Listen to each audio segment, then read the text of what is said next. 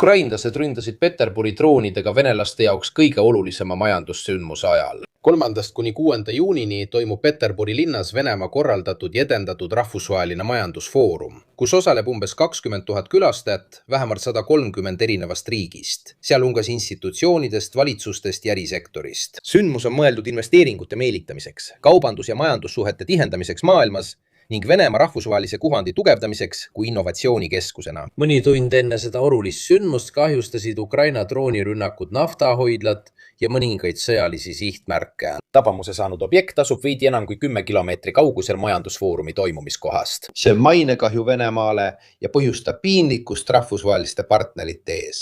Ühesõnaga, sündmus, mis peaks olema Kremli vitriiniks, võib rahvusvahelisele ja riiklikule avalikkusele näidata süsteemi haavatavust.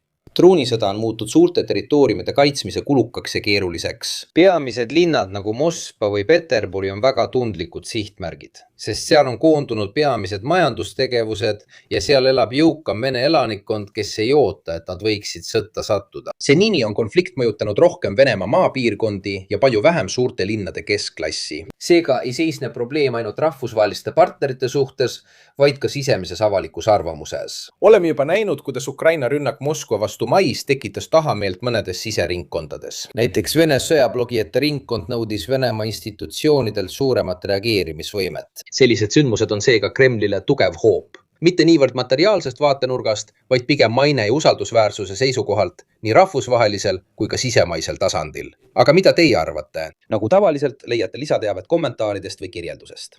Aitäh!